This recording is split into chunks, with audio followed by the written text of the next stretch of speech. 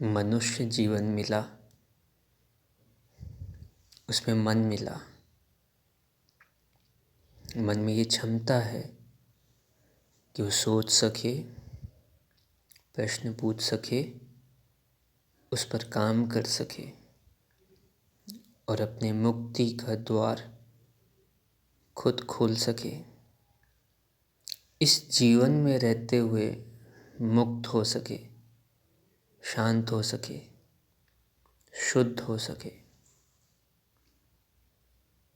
इसीलिए बहुत महत्वपूर्ण है कि व्यक्ति विचारशील बने। हम में से बहुत लोग हैं जो कह देते हैं कि मैं बहुत सोचता हूँ, बहुत विचार आते हैं,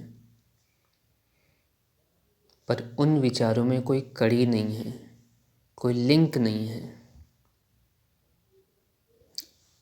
वो व्यवस्थित नहीं है, उखड़े हुए हैं, टूटे हुए हैं, विभाजित हैं। उनका संकलन करना होगा, उनको जोड़ना होगा। इससे पहले कि वो आके चले जाएं, उनकी गहराई तक जाके उनको जांचना होगा, विघटन करना होगा, विभाजन करना होगा। उनकी यथार्थ स्थिति को समझना होगा। विवेकशीलता से ही विवेक शून्यता तक पहुंचा जा सकता है, या कहें विचारशीलता से विचार शून्यता तक इंसान जा सकता है और फिर उसके आगे के रास्ते खुलते चले जाते हैं। इसे कैसे करें? देखो, जब तुम्हारे अंदर चोरी का भाव आता है, चोरी का मतलब ये नहीं कि सामान चुरा लिया। कोई तुमसे बेहतर है, दिखता है, करता है, कमाता है, तुम्हारे अंदर आग सी उठ गई क्योंकि वो तुमसे बेहतर है। अब तुम चाहते हो कि तुम उससे बेहतर हो जाओ।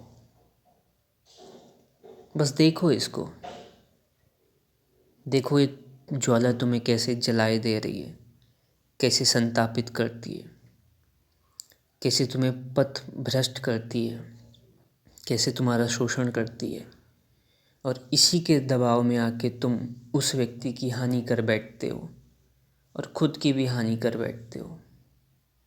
कितना अपना समय नष्ट कर देते हो, अपनी ऊर्जाएं नष्ट कर देते हो। जब तुम किसी से ईर्ष्या करते हो, देखो उस ईर्ष्या में कितनी ज्वलन है, कितना दबाव है, कितना तनाव है। क्यों आती है वो ईर्ष्या? क्या मिलता है तुम्हें उससे? तुम उसको क्यों चुनौती नहीं दे पाते हो? क्यों तुम पे हावी होके तुमसे काम करवा देती है? क्यों लोगों के यहाँ वहाँ जाकर कान भरती है और लोगों को फला फला व्यक्ति से लड़वा देती है? इन सारी चीज़ों को देखना होगा तुम्हें, अपनी कामनाओं को, अपने क्रोध को, अपनी ईर्ष्या को, अपने लालच को, अपनी आलस को। कहा है तुमने अपने आप को कि पढ़ूंगा, सुबह उठूंगा 4 बजे 5 बजे,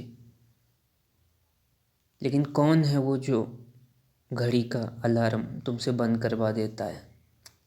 तुम इतने क्यों कमज़ोर हो गए कि तुम उठ नहीं पा रहे हो? पूछो खुद से, पूछो। जवाब मिलने लग जाएंगे। बस तुम पूछते नहीं हो और कहते हो बहुत विचार हैं, बहुत विचार है।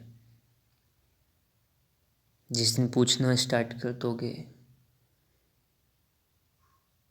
उस दिन ये विचार पहली बात तो बहुत ही जोर से लात मारेंगे तुम्हें। तुम सोच ही नहीं पाओगे, समझ ही नहीं पाओगे, तुम्हें भटका देंगे, उलझा देंगे। लेकिन तुम्हें अडिग रहना होगा, यही ध्यान है। अडिग रहना होगा, पूछना होगा, ये क्या है जो चल रहा है, क्या मिल रहा है मुझको इससे, कितना दुख भरा जीवन में जी रहा हूँ इन सब संतापों से, कैसे इनसे उठा जाए, कैसे इनको चुनौती दी जाए।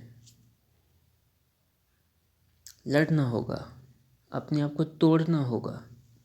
बहुत दुख होता है, बहुत पीड़ा होती है अपने अहंकार को तोड़ना, अपने स्वभाव को, अपने संस्कारों को, अपने डरों को मोड़ना बहुत पीड़ादायक होता है।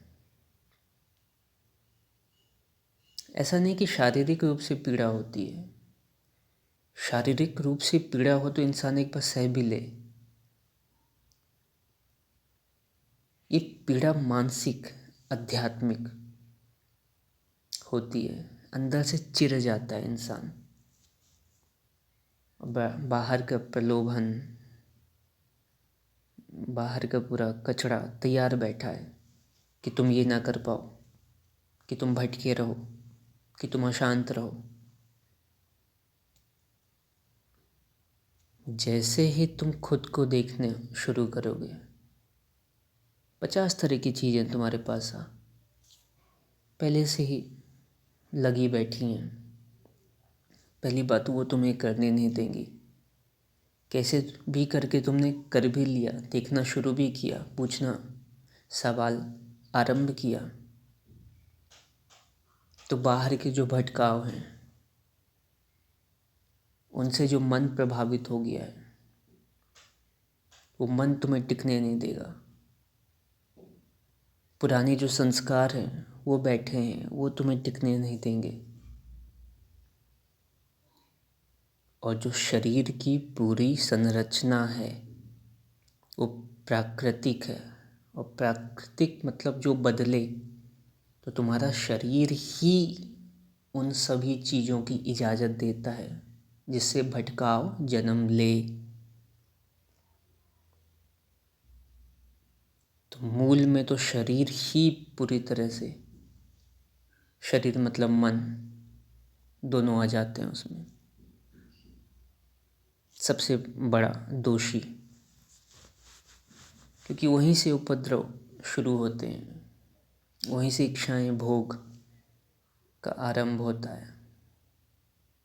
फिर बाहर की संगति, बाहर के संस्कार, लोगों का प्रभाव, फिल्में, मीडिया वगैरह वगैरह चीज़ें आ जाती हैं।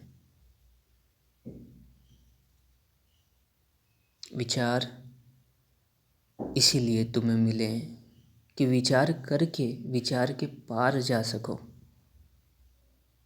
प्रकृति को देख देख के सीख के पुरुष तक पहुंच सको, सत्य तक पहुंच सको। धन्यवाद।